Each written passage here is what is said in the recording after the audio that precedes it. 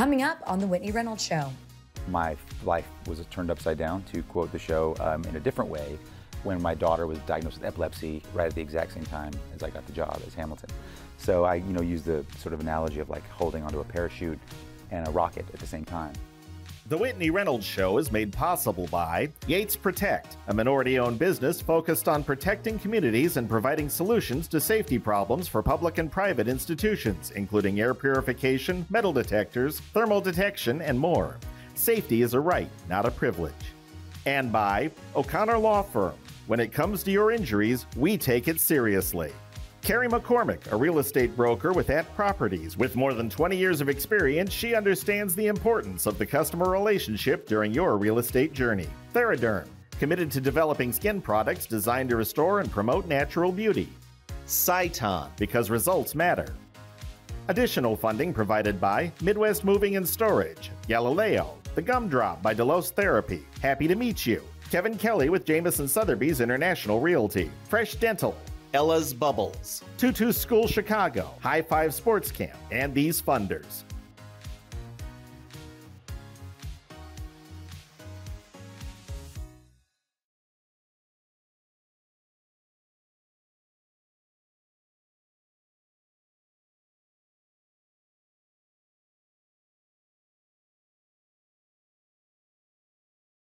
Today, we are talking about the word love and how love carried some of our guests through their most difficult moments.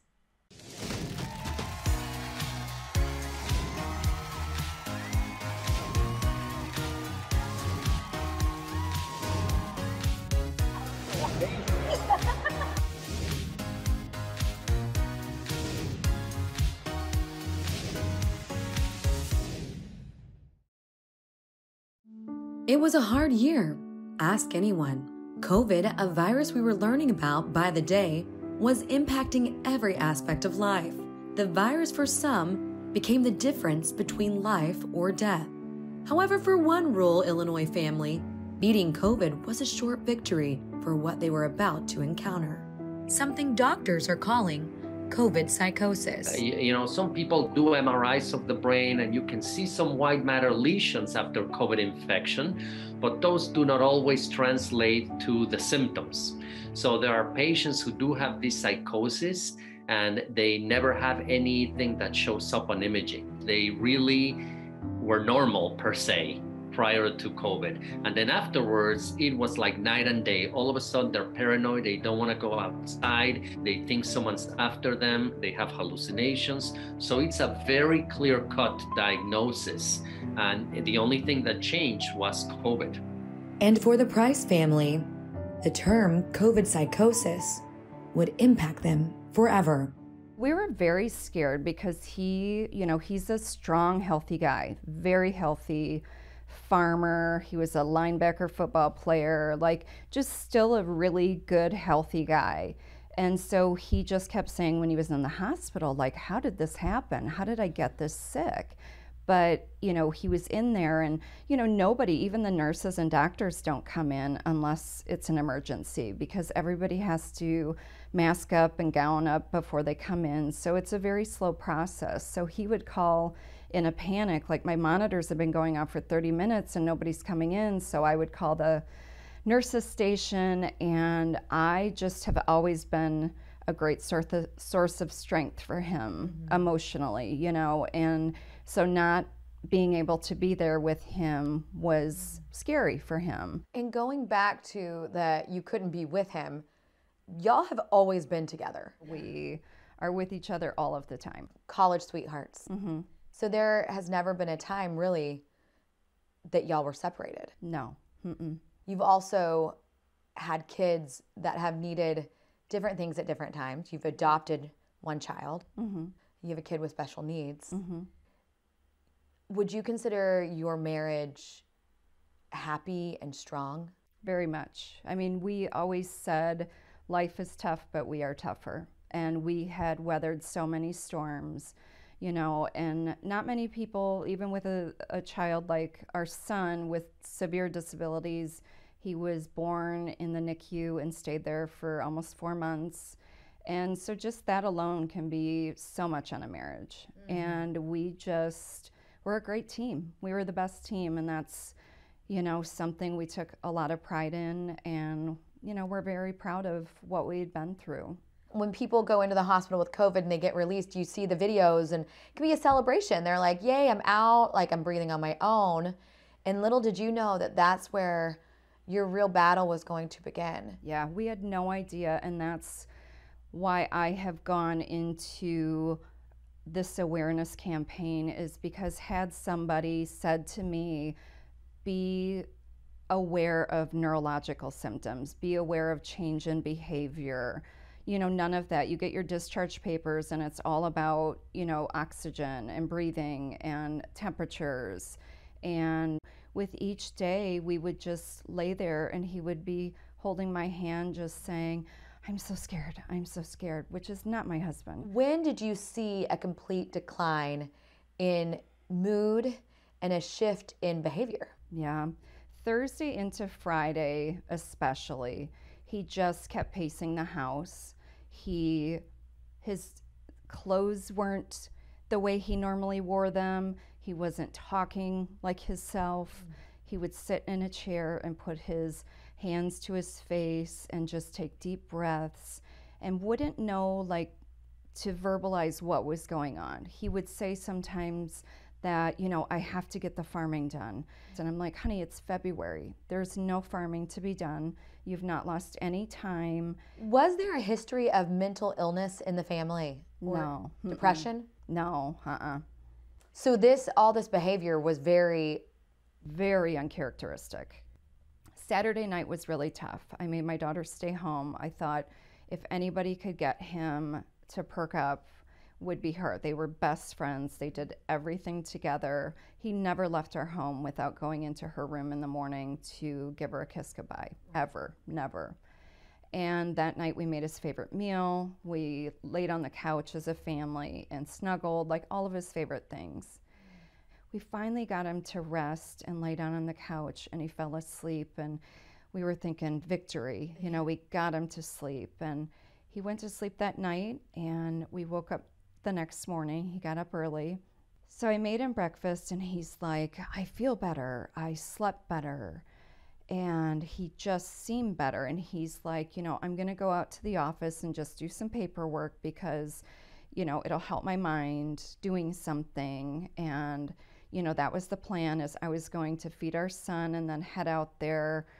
And he headed out, and I texted his mom and sister, and I said, I think we've turned a corner.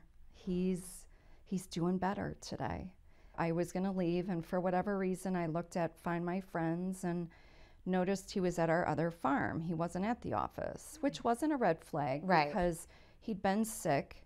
He hadn't been taking care of the animals out there, so he wanted to go see them. So I called him up and just said, are you checking everybody out? And everything looked good, and he sounded fine. It was good. And within 20 minutes, his dad had happened to be driving to check things out as well and couldn't find him. And, again, not a red flag. I'm like, he's probably just out, looking at the animals and the fencing. And not long later, I got the call. He was gone. And when you say gone, his dad found him. And he had died by suicide. Yeah. My husband had just said 2 weeks earlier, as tough as life can get, you just can't do that to your family. It's devastating. And so I know with all my heart, my husband did not take his life. COVID took his life. And there's no doubt in my mind, and just talking with neurologists and doctors and psychiatrists and other families who've gone through this with their loved ones, I know now what was happening and what they call command hallucinations. So the paranoia and the psychosis is part of it. And then what often happens is you're hearing voices in your head. It's telling you what to do, and they're very vivid and they're very real. And so many things, if you look up online with COVID psychosis and command hallucinations, people are being told to take their lives. What are you doing in hopes that people know more about this? Like, what are you tangibly doing right now? I have done everything. I've talked to small town newspapers. I put it all over my, social media pages. I did a change.org campaign, which is then they actually saw it and elevated the campaign and emailed it out. So then it, hit, 20,000 signatures or close to that. And my daughter and I talk about him and laugh about him and the things he would be saying or doing. And that's important to us, that knowing he will always be there with us. It's remarkable to me, the faces of inspiration that I can even see in the midst of the tough. Yeah. And you're one of those faces. And so I know just by hearing this today, this is not, you're not stopping. No. You're going to change the world. Absolutely. Next up, we turn to a mom who has a warning for all parents, one that must be heard. A mom on a mission to save lives. A mom that might be a familiar face. She is known as Dr. Laura, and she has been extending knowledge on TV for years. However, now her new message is extremely personal. Sammy, our middle 16-year-old, was sheltering at home with my 15-year-old as well. Sammy was always very gregarious, very kind, was a great student, got mostly A's, was getting ready to apply for colleges in the fall. And my rule with both of them was, as long as you're making good grades and you're not getting in trouble, you can do as much social media as you want, because that was their only way of socializing. Couldn't play football, he couldn't see his friends, he couldn't do anything. What I didn't realize was that drug dealers would be looking for our kids online and advertising to them. He had gone out after we were asleep to meet this dealer. He had the drugs in his possession without us knowing. And on Sunday, February 7th, I went up and he had taken the drugs that were laced with fentanyl, and I found him on the floor. There isn't a kid who is spending time on social media who isn't coming across or being targeted by drug dealers. Every adolescent does stupid stuff, tries stupid things, and experiments with stupid things. The problem is that now it's going to very likely be fatal. Fentanyl is a synthetic opioid that's twice as addictive as heroin, and it just takes a few little grains of it to kill you. The night that Sammy died, I called his best friend, who sent me a screenshot that Sammy had sent him of this dealer's ad to him with the guy's Snapchat and Twitter handle. And I went right to the police who were still in our house. I was like, we got him, here he is, here's the ad. And they said, sorry, even if we have their handles, they use the privacy laws not to give us the information. The most they'll do is take down that person's profile, but they don't care. They just pop up 10 seconds later with a brand new profile. So at that point, I just thought, I got to do something to stop this from happening to other kids. Emboldened by the memory of her son, she created a petition for all social media apps to allow parental monitoring. So I've started a petition so that I can put the pressure not only on the social media companies, but on the lawmakers. If we get enough signatures, they will have to listen. And even if they don't want to tackle the privacy laws and the big behemoth that social media is, at the bare minimum, we can let parents protect their kids. I never anticipated that he would experiment. I mean, I was worried, I was watching, I was intervening, but I wasn't anticipating. If at that point I had known, for instance, about Narcan, which can save your life if you have a fentanyl or opiate overdose. I didn't know this. It's sold over the counter. You just talk to your pharmacist. You don't need a prescription. And every school and camp and infirmary should have Narcan. And if your kid is experimenting with anything, have it. But if I had had that, he might be alive today. And this was a great kid with a great life, a community and a family that supported him and adored him with every resource available to him, and made a stupid mistake. And I want families and kids to know how easily this can happen. Experimentation can very easily be fatal.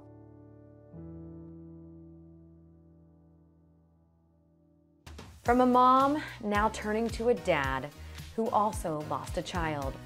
He's here today to tell us how love has carried him through. Miguel Cervantes landed the role of a lifetime, the lead in the hit play Hamilton. However, as everything was going right, tragedy was about to strike. My life was turned upside down, to quote the show, in a different way when my daughter was diagnosed with epilepsy right at the exact same time as I got the job as Hamilton. So I use the sort of analogy of like holding onto a parachute and a rocket at the same time. And as Hamilton progressed in Chicago, was an amazing experience for me and my family. So did her condition, and she got sicker and sicker. And she died. We lost her in October of 2019, just 2 months before, a few weeks before her birthday, her 4th birthday, and also a few months before Hamilton closed in Chicago. So that was sort of the journey of my family and the highs and lows that you get as an actor, as a job, and also as a parent. And so what my wife and I did is we partnered with an organization called CURE, Citizens United for Research in Epilepsy, and used the platform that we were given with Hamilton to raise awareness and funds and try to do everything we could, some little thing to maybe help a family down the road.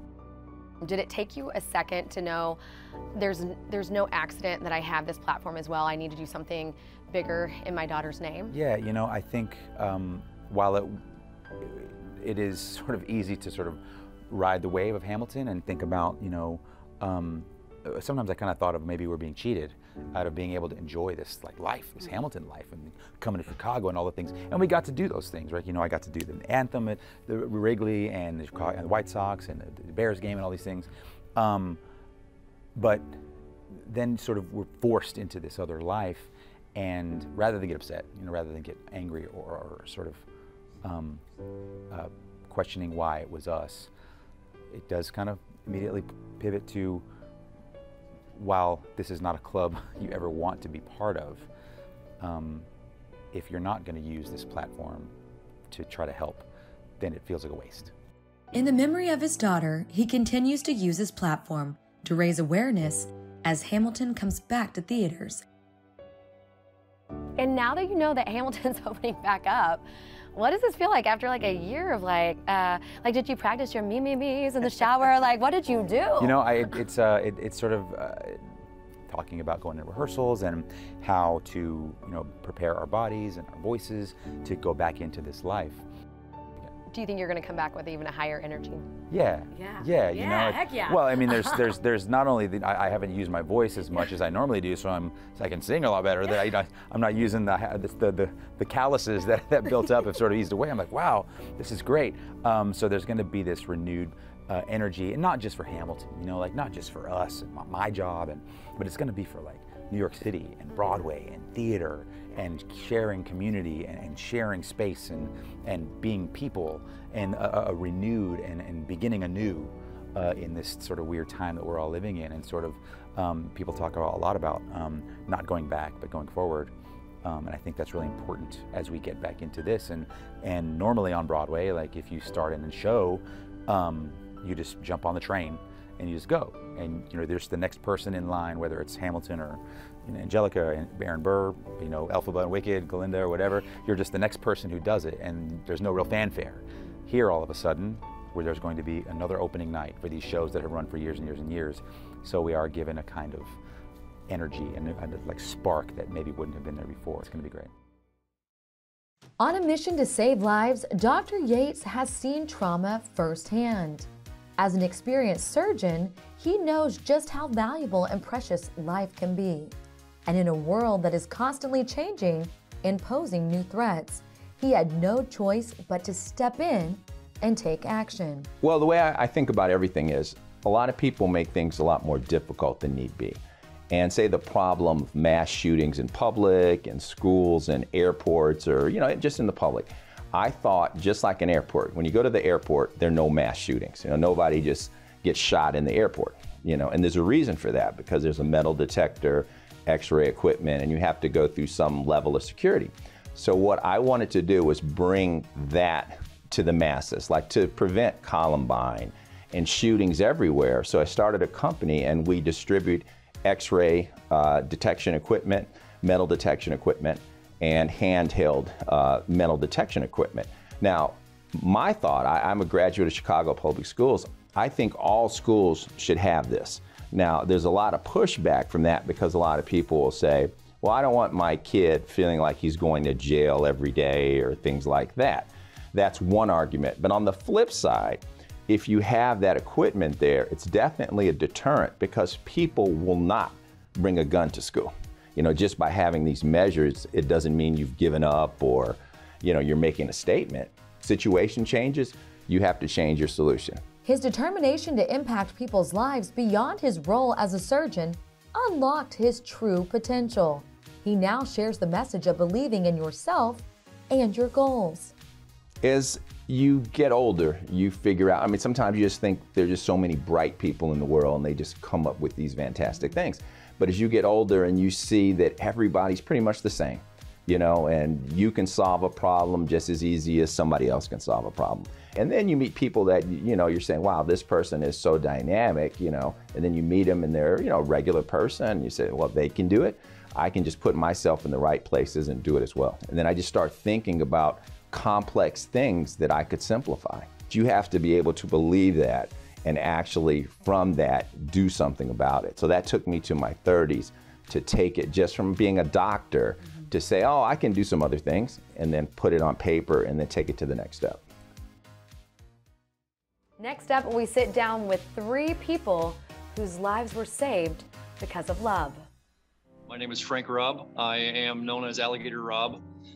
I have been working with alligators and crocodilians down here in Florida for 26 years now.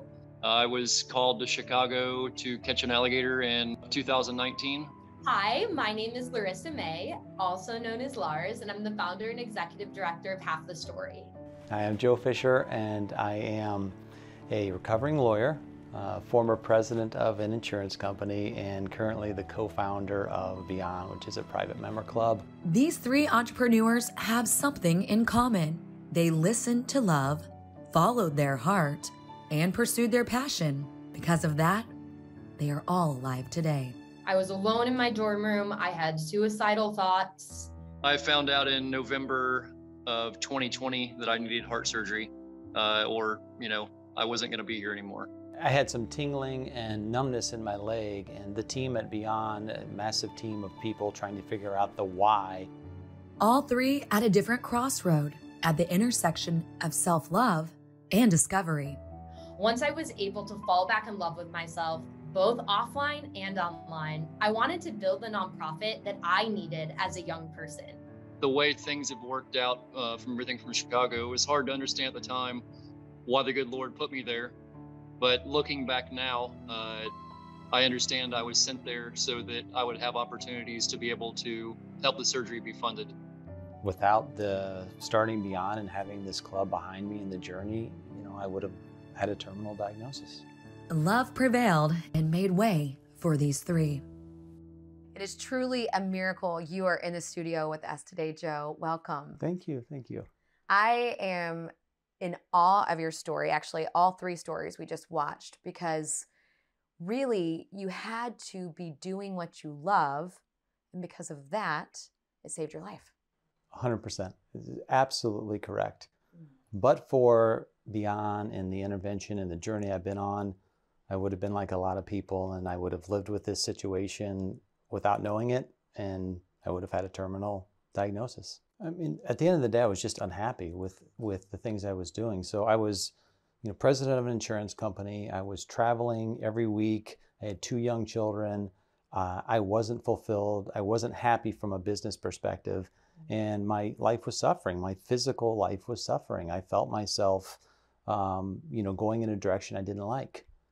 And I sought out, luckily, a healer who led me on ultimately this path to creating BIAN and to then eventually saving, you know, my life. Well, and that's even more ironic, because if you were living that life and you had the ache that kind of showed you the way to your cancer, would you have even noticed then? I certainly would have noticed, but I wouldn't have done any of the steps that I did being in the environment of BIAN. I would have done what a lot of people do, and this what I have essentially is some nerve issue that my nerve is being triggered. So it's something that can actually go away in a couple months on its own, and normally does. And so, you know, that's the typical thing, is you would have just done that and it would have gone away and you would have gone on with your life. And so there you are, surrounded by your team that you created, and they tell you to go get an MRI. Sadly, for kidney cancer, renal cancer, you either find it because of some, you know, other test that finds it as an incidental finding, or you find it when it's too late. You find it with blood in your urine or severe back pain. And by then, because the kidney essentially, you know, all the blood of your body goes through your kidney. Once it spreads out of the kidney, it spreads very rapidly. And, you know, what the doctor said to me at the time when I was diagnosed and I came in and he confirmed in his view it was cancer was, you would have had a year to live at that point. And here's the most remarkable part. You've had the surgery and you're here today and they removed the cancer. Correct. Yeah. You're 3 weeks post-surgery now. 3 weeks, yeah. How are you feeling? I feel great. I mean, on a relative basis, I have to believe that I'm at the high end of people who are trying to recover. It was a really difficult surgery. There were some really dark times of pain and discomfort, but there was no way to avoid them. I mean, ultimately, that's the path, and you have to experience that pain to get to the other side. This show sure touched my heart, and hopefully yours too. The common thread is the word love, and that kept all of our guests moving forward. Remember, your story matters.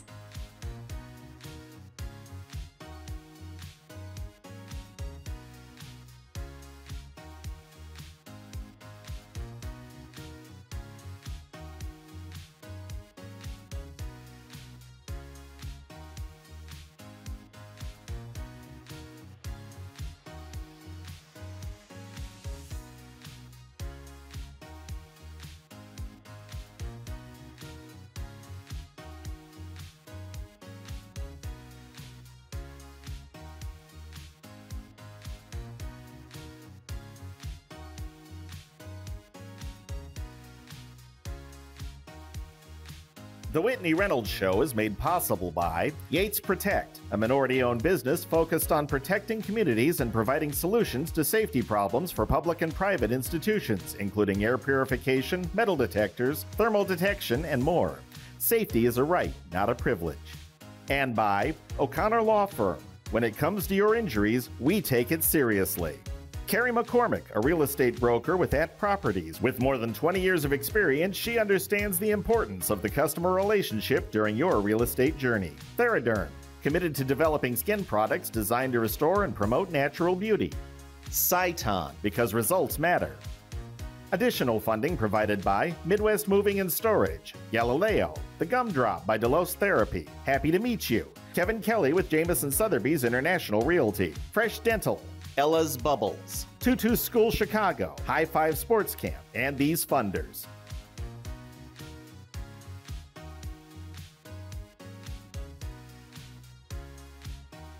Go beyond the interview with Whitney Reynolds and her 52-week guide of inspiration. The book goes deeper into the topics you see on The Whitney Reynolds Show. To get your copy for $12.95 plus shipping and handling, go to whitneyreynolds.com/store and use code PBS.